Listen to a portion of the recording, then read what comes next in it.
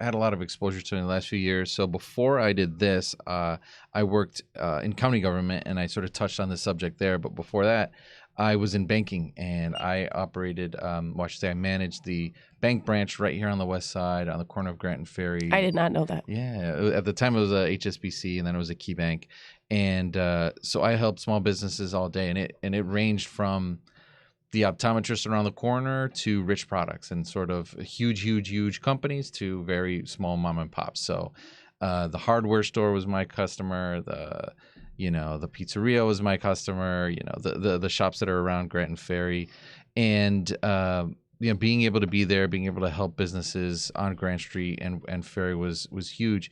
I come from, before that, I was born and raised on the west side, born in the 14213, kind of within walking distance of Grant and Ferry, actually.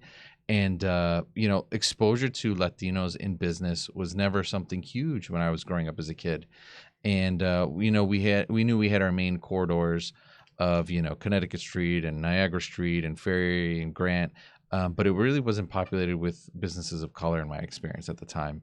And then all the while, you travel to other parts of the country. You travel to Miami, you travel to Orlando, you go to New York City, Southern California, and you do know that there are districts and regions where there are just businesses owned by people of color.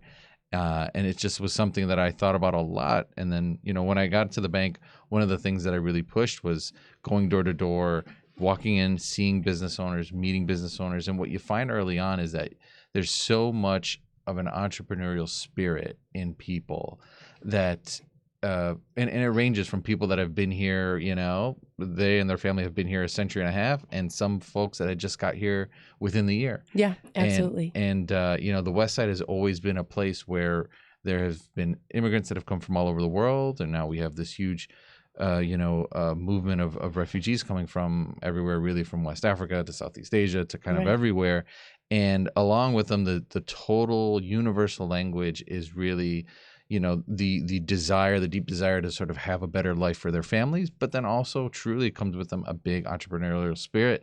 And that's a big reason why the West Side Bazaar has gotten so much traction that it has. And I think that's why Grant Street looks different than it did then. I definitely think it's